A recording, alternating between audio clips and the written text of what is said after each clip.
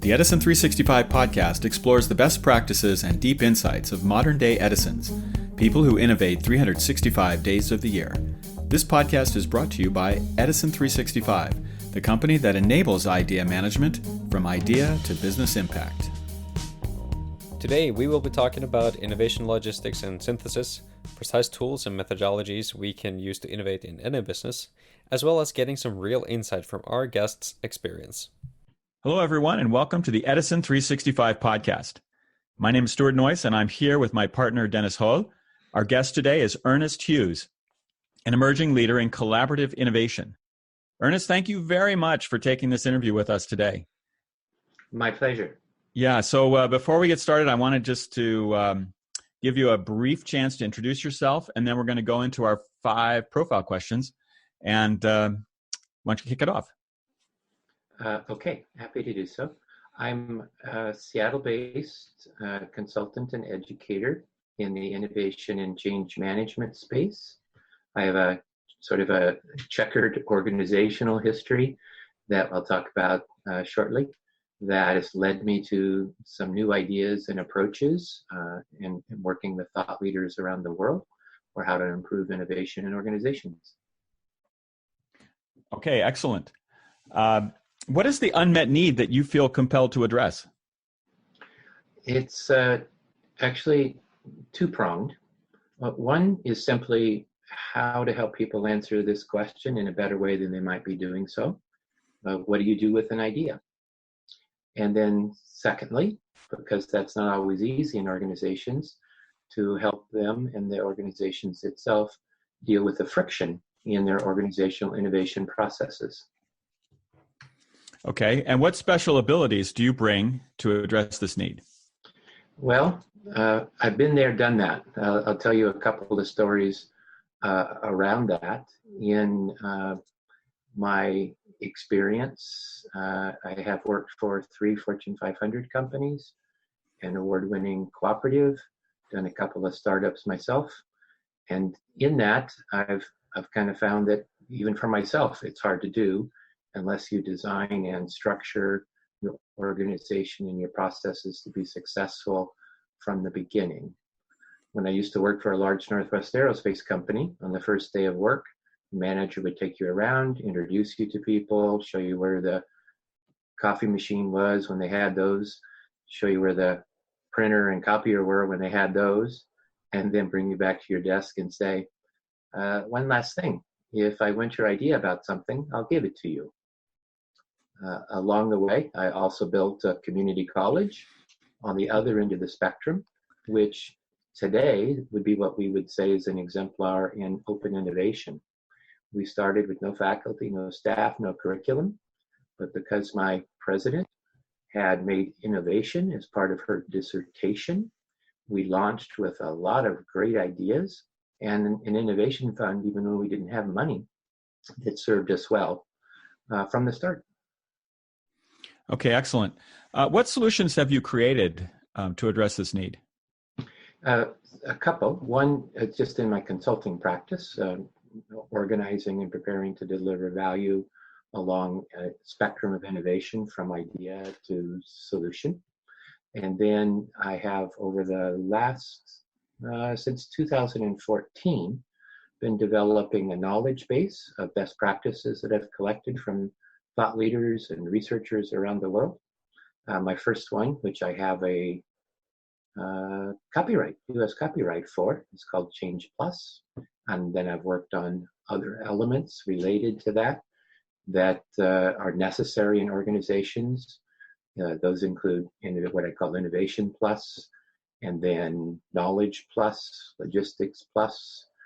I was going to name one of my Children Plus, but my partner said that wasn't such a good idea. And then Leadership and Design as well. So that's led the collection of best practices to what we would call a executive education and corporate curriculum program that's been pretty successful. And so do you get paid for your time in the way of selling product or services? How do you get paid? Yeah, I do, actually. My sort of the design for my practice and work includes education services, consulting services, and then I'm working on a product development, what I call Innovation Box, that will be a subscription-based model. Excellent. So what upcoming initiatives are you particularly excited about this year? Well, what I've been working on along the way is a collaboration with innovation experts around the world in developing ISO standards. I was the chair of Team USA when that first launched. It took me to a couple of great places in the world to interact with those experts. And I started weaving that into my practice and my offerings. And so that initially for me was sort of the leadership responsibility. And then I focused on innovation management assessment, which has been recently published as a technical report from ISO. And currently I'm working on the team that's developing standard for idea management. So those I'm pretty excited about. The first one, innovation management assessment, I'm weaving into my offerings. And then the second one, idea management, besides being a contributor and thought leader, those pieces I'm putting into my practice and my product. Okay, that's excellent, Ernest. Thank you for letting us take you through the first 5 profile questions. And now I'm going to turn the mic over to Dennis Hull. And Dennis, why don't you take it away? Thank you very much, Stuart. I've been very excited to ask you these questions, Ernest. Because you see, in business school, so I graduated this March, we mainly differentiated innovation as a process and innovation as an outcome. Now, I know that you're a user of the term of innovation logistics, and I would love for you to take us through what that means and what you can tell us about it. Okay, excellent. I have actually quite a elaborate definition structure that leads to a simple explanation. So I'll read you my specific definition and then trace back to where it comes from. I call innovation logistics the management of the flow of ideas and innovations across the boundaries of a unit, an organization itself, or a value chain. And that's derived from the OECD definition of business process innovation, which they call a new or improved business process for one or more business functions.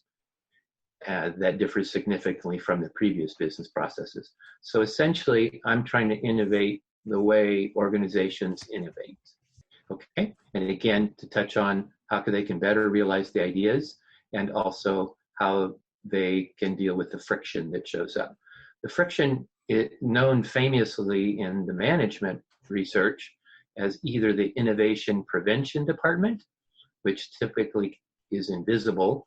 It's not in the org chart, but is staffed maybe from top to bottom in the organization, and sometimes includes the innovator herself as a factor in the prevention of moving things through. And then also a concept which is pretty well researched and understood called the not invented here syndrome. And so what I'm trying to add, sort of my extra sauce or value, is to deal with that, some people say natural resistance or occurring resistance, and understand the theories and concepts and practices that we might need to accelerate innovation and then the inherent change that might come up to play. One of those includes the concept of called path dependence. Where you are today is where you were yesterday, and you may not be able to deviate far from that. So getting innovation off to the right start in the organization is design is kind of important. And then also how you pull together the different innovations that might be facing you. Because often, when you have an idea, somebody else has a similar idea or a problem for which your idea might be useful. So how can you get an organization to better what I call pool or pull together the different elements of several ideas and to create a synthesis, combining those ideas into a new and better one that can have more momentum in the organization. Because as you know, often the return of an innovation is uncertain. When we first look at the idea, we go, kind of puzzling like my cats do. they tilt their head and they're not quite sure what you're saying to them. Now, in the time that we currently find ourselves, we're lucky to have a set of guidelines and rules and standards, such as the ISO standards. And having those mean that we don't have to reinvent the wheel every time that we want to create something new that is generally accepted as good. But in the realm of innovation, where often enough our goal is to create something new, what should our relationship to such standards look like, in your opinion? Oh, excellent question. I didn't know you were going to ask me like the final exam, final Jeopardy kind of question. I hope I get a lot of extra points for this. Here's it simply. The motto for ISO, I think, reflects itself, actually, the benefit, which is great things happen when people agree. In an organization, there's a lot of competing ideas and a lot of people who think they have votes about what resources are assigned or committed to move those ideas ahead, if any are not. Again, it could be that innovation prevention department, it could be yourself. And the idea isn't responsible for the people that believe in it. So you have to create structures that allow the idea to get evaluated, assessed, resources committed, right, moved ahead, combined with others, as I said, pooling, to anticipate creating value at the same time while you are delivering the value that the organization is creating now, right? Its existing products and services that it offers.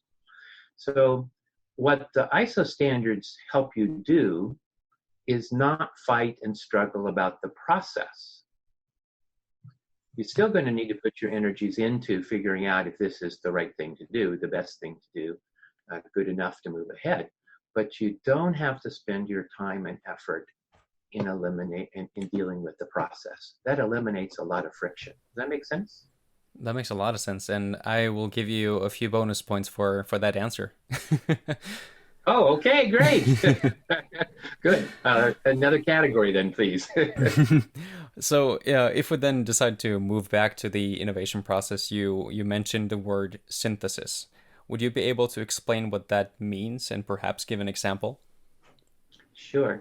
So combining synthesis itself as a definition is combining several ideas to create a new idea, theory, or system. That's the general definition. And the example that I'll use comes out of my current effort.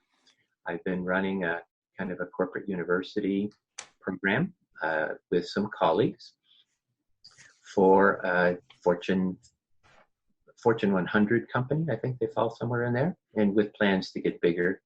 As part of that, we've been running an innovation program. So the program itself is helping technology people figure out how to do a better job leading the business. And the innovation project that they do creates a good portfolio of ideas that might create more value for the organization, if that makes sense. And as often is the case when you look at a portfolio, you see that sometimes several of the ideas are two sides of the same coin. Somebody's looked at it from this way, they're one place in the organization, somebody in another place in the organization looks at this way. Now, without the ability to synthesize, those move ahead and get evaluated as independent projects. If we could combine them together, much likely that we would be able to create more value and more value faster in the organization because more people would be behind it. It turns out that that's not an easy thing to do. It sounds like if you're, synthesizing is bringing a lot of potentially weird stuff together so that you will have a stronger basis for continuous innovation.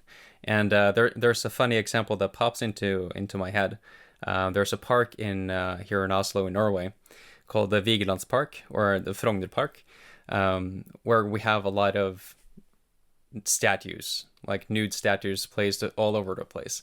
And if you would have one statue just placed by itself in one location, it would kind of leave a weird impression for most people. But when you enter the park and you see all of this nakedness and all of this craziness, you're struck by a sense of wow, like this wow effect, like What is this? I'm very curious, and this is pretty awesome, if I might say that. Do you know the park that I'm referring to? I do, Dennis. That's a great example. Because you're in Oslo, you get to visit out quite often, I imagine. I have been there myself, and that's actually one of my examples that I use that I know that when people are familiar with that. The synthesis actually is what creates art, right? We can think about those individual parts as something that you can't figure out what they are and what you're going to do with. But when you combine them and when you combine them again, then you get something quite fabulous, don't you? I think last time I looked, maybe 1 million visitors a year come to see that. That's what can happen. More value is created, is the way that I say that. But I believe that the process of reaching the point of making the decision, like we're going to place a lot of naked statues all over this park, I'm sure there were quite a few ideas before they arrived the final good idea. And so I wanted to bring us into pooling, which is essentially the filtering process where we go from many ideas to a few and then finally end up with the best ones. How do we go about sorting those good ideas out? Oh, that's excellent too. Let's go back to the park first. A lot of the original placements for the statues weren't in the park. They were, over here, over there, different public buildings in places. They would have stood alone. So the grouping together of the ideas and therefore the resources has to come from a perspective of we-ness versus I-ness, right? That the organization culture itself has to work towards creating collections, pools of ideas.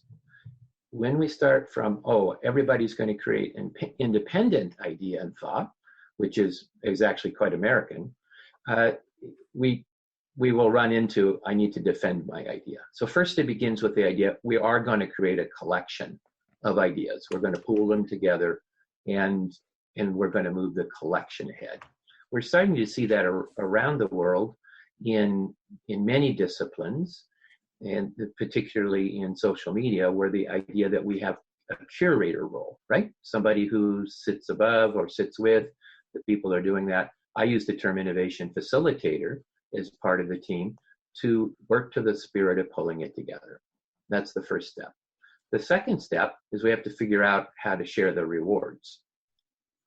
That's, again, pretty hard because in most places and organizations, we're rewarded for individual contribution, not as often for our collective contribution. So collaboration needs those elements to be successful. Now I can imagine it's not an easy process for most companies to really manage this entire innovation journey. So my final question for you is actually, in your opinion, how is the innovation journey supported by tools or mechanisms such as the Edison 365 software? Well, it turns out if you want to scale, they're essential. You can do like I'm doing now, try to introduce a innovation process in an education context, and that'll move things along. I have a nice portfolio over 2 years of good ideas, but the organization itself hasn't caught the spark of how to bring those to itself and move them into their own current internal processes. So tools help in a couple of different ways. First of all, it helps you manage the portfolio of innovation proposals that you might have, the ideas themselves, and then it helps you evaluate them by providing a way to organize the judges. They don't all have to be in the same time and place. The evaluators can share their thoughts quickly and easily and work with individual components and platforms that they already have in an organization, for instance, Office 365 and Microsoft technologies. That's one. The second is that if it is a good idea, then you're going to want to apply some of your own particular project management approaches. And a lot of organizations use Microsoft Project for that. So that second component can help you with that. And then I just saw an announcement today from Edison 365 that they have added a new open innovation component as part of their offering. And I think that's like really going to move things ahead. I think that deals with those boundary problems that I was talking about, and should help reduce the friction, assuming we get the initial conditions correct. These are some fabulous advice and some fabulous answers. Thank you very much, Ernest. And I'm pretty sure that Stuart is sitting there burning with a few more questions, so I'm just going to give the microphone back to him. Go ahead, Stuart. Thank you very much, Dennis. I am actually quite interested in examples now. So, Ernest, you've taken us through quite the master class in innovation, and particularly with respect to the logistics of innovation. And I'm very interested in that. But first, I'd like to understand maybe the origin story of this. Is there a case study or some place, some particular situation where you really started to learn the value of these techniques that you've developed? Stuart, hi. Yes, there is. I spoke briefly initially about my experience building a community college, and I'd like to use that as my primary example for our discussion, to your point. So the community college that I was one of the co-founders for is known as Cascadia College, and it's the 34th community college built in the state of Washington. And it was founded in 1994. I joined in 1999 as employee number 11, shortly after a new president had come in. And her mission was to create the most innovative education at the community college level in the state of Washington, actually nationally. That was her ambition. And we set out to write about it because she came in with a collection of ideas. As part of her doctoral work at the University of California, she researched and collected and organized a long list of innovations from other places. So it was essentially open innovation, even though we hadn't called it that term. And my first day of work, she handed me her dissertation and said, "Here, read this, do this." And so I got started with that. And I think that gave us a huge jump start that we would have not normally done. Additionally, that campus is co-located with a branch of the University of Washington Bothell. So we had to learn how to pool ideas and to synthesize the best practices collectively. That wasn't always easy, but both sides of the campus have actually thrived. And one of the things that we did right from the start, even though we had, again, no faculty, no staff, no students, and that's the key part, because the students are where the money comes from, right? If you don't have money, how do you do things? Well, we got some initial startup funding from the state, and my president allocated money from that when money was scarce to create an innovation fund. So we began with an innovation process and an innovation fund before we had any customers. We got off to a really good start. Okay. I want to get into this a little bit more around the subject of what's working here and what was actually maybe the thing that that changed the way you thought about innovation and innovation logistics. And I was struck by a point that you made earlier around the area of standards. So I have a complete aversion to standards. I work in innovation. I was always in a disruptive place as an innovator, particularly back in the 90s, working in these really fast-moving startups. And one of the things that came out of that was you can't put a structure around this. You just have to come up with something creative. You got to make stuff, right? Or break stuff. And my sense is that wasn't exactly the right way, but maybe people didn't know what the right way was to do. So breaking it first was necessary. But could you take us through then this idea of friction? Because I think I pulled away from what you said, that it was the standards were there to address the issue of friction. Is that true? Well, the standards themselves don't address friction. You have to use the standards to help address friction. Okay, maybe you could take us through an example of how that works. Yeah, I could. So in my work in a lot of places, I either by nature, assignment, or just because I was the one person who didn't step back when everybody else stepped back, right, to be volunteered. I've introduced a lot of new technology, a lot of new methods and practices, and I'll share one particularly that I had done. I was uh, working on a project to collect information across a large global company, and I went to the medical staff where some of that information was collected, and I talked to them about our approach. So the innovation was to use a particular method in software development and information management. And after listening politely, the medical staff kind of nodded their head, but didn't really see a sense of agreement. A lot of times the lack of commitment and support just shows up with a nodding of heads. But one of the doctors raised his hand and he says, okay, I don't understand why you need to do all of this. And I looked at him and I said, well, what standards do you have in medicine that I need to depend upon?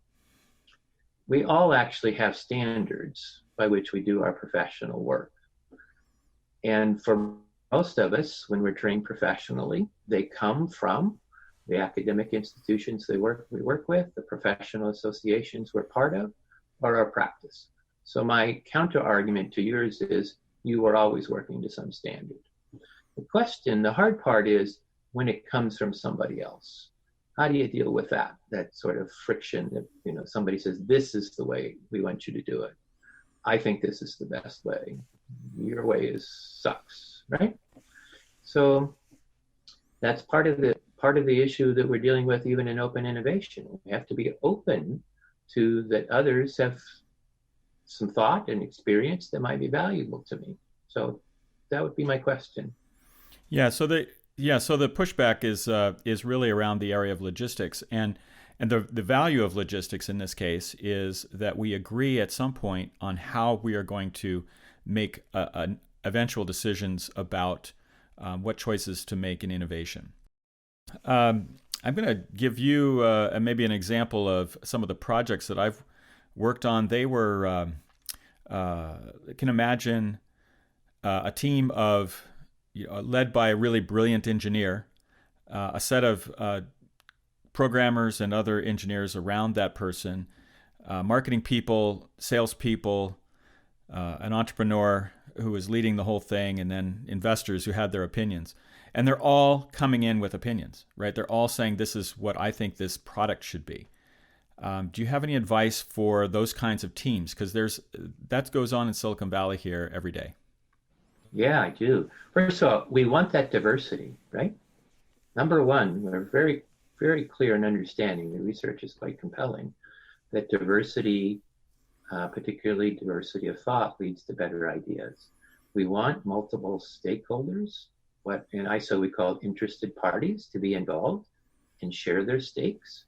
What we need is a better way to manage it. And this is where the idea management process and innovation, or in Edison 365, can help with this innovation. You can actually use that to decide how you are going to innovate. Does that make sense? Every time you start up a project, you can begin it with a contest on the methods by which you're going to innovate. And I would put in the innovation standards. Okay. Yeah, so I listen to podcasts, and one of the other podcasts I've been listening to is The Producer's Guide by Todd Garner. And it's a long story for why I'm listening to that, but I will say that it's been very helpful to hear from the point of view of people who make movies. I'm hearing some of the techniques they're using that address many of the same challenges. So when they go to make a movie, people come into the room and they're all thinking they're making a different movie. You need to get everyone on the same page. Are there techniques for getting people on the same page in your process? Yeah, there are. I have a number, what are called small group and large group techniques, but to use yours, the filmmaking industry is is particularly good at dealing with this problem. I was going to use a little bit later a TV episode method, which is just script reading. And of course, they do that for movies as well. Where people sit down and they go through the script and they're open to ideas and contributions for that. So in these small group and large group techniques, we open the space for people to share what they know. They can be visual techniques like Ketso. It's one of the ones I use. An innovator in the UK came up with her approach on how to deal with that when people didn't even want to speak. What they do is write their ideas and place them in a visual display. A lot of visual techniques are being used for that reason. And then multi-voting of different sorts are one of the ways that you actually make decisions. Excellent. So visual techniques, voting techniques. Take me back into this script. What do you think for a new product represents the script? Oh, excellent question. Yeah, very, very good. Well, we have quite a bit of different ideas now that we didn't have before. So design thinking will lead you to some sort of prototype or example or experiment. I like the approach that Adobe pioneered, the Adobe Kickbox that they developed as a process by which you developed a process. You've got it funded initially. $1,000 was given you to go out and make something and then show it, right? What I like to say is most innovators are from Missouri, the show me state, right? That's right. So let's take it maybe as it's not a requirements document, right? You didn't get a 200-page requirements document and read from that around the table. But what do you have? Maybe a summary, a positioning statement. Where's the line here and how much you're trying to put down on paper and put down in words to share with the group? Yeah, that's an excellent question. I like the CoStar method. A consulting firm there in the Bay Area developed that. It's short, and the shorter the better. The concepts of good enough or best so far, in my opinion, are the ones that you use to shape, because you don't want to get over invested. What you want to do is do enough to hook people in terms of their interest and their curiosity that encourages you or gives you feedback for you to change which direction you want to head. So I use these I actually call it learning. It's a type of learning. And I have a doctorate in education, so I know quite a bit about learning. So it's think creatively, critically, and reflectively. Notice those are some of the elements I talked about before. About my own personal strengths. Learn actively, interact in complex and diverse environments, and communicate with clarity and originality. Those are the pieces to make that work. Okay, excellent. I wanted to say, Ernest, that I really had a great time listening to you expand on some of the subject you have here around logistics and the value of those logistics. And I want to take us to a place here where we can maybe start to talk about that value in a project that's tangential to this one. So I have another podcast, a product storyteller podcast that I have kicked off just in the last couple of months here in the San Francisco Bay Area. And my focus is on this idea of that there's a durable edge of capitalism. And in that process, I found I had an opportunity to meet a Danish man, Søren Jorgensen, who's out here in Palo Alto working on a responsible digital leadership workshop. So they have this idea that moving fast and breaking things is maybe not the best way to create products that have global impact. So in this case, as I was kind of making the connection between what you're doing and what he's doing and his needs, it seems like there's an opportunity for synthesis here. So that, because if you're trying to build digital responsibility into innovation, you really have to understand what that means. Perhaps you could take us through what that example might be. If you were to come into his workshop, what would you do first? Oh, I really like that. That's really terrific.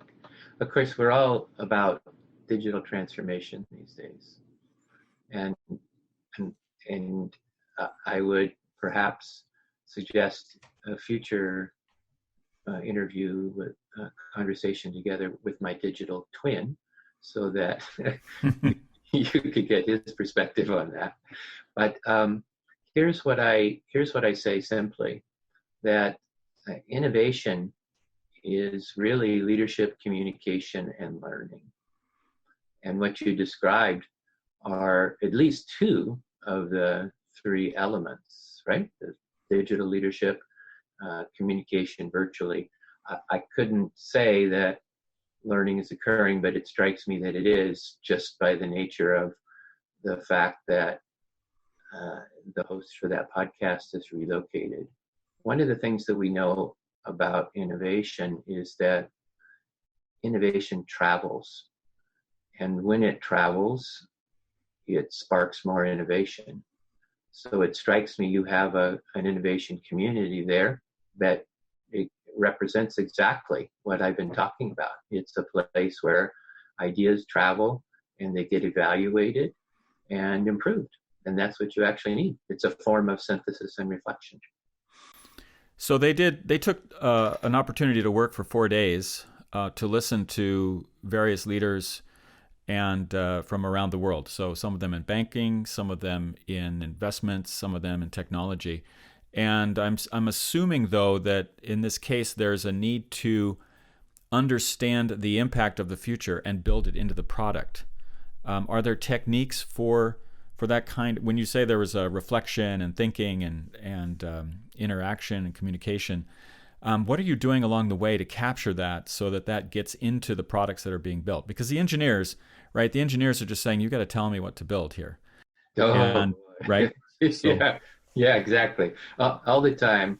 I particularly see it again, like my cats. They tilt their heads and they say, "I need better requirements." Right? I need better requirements.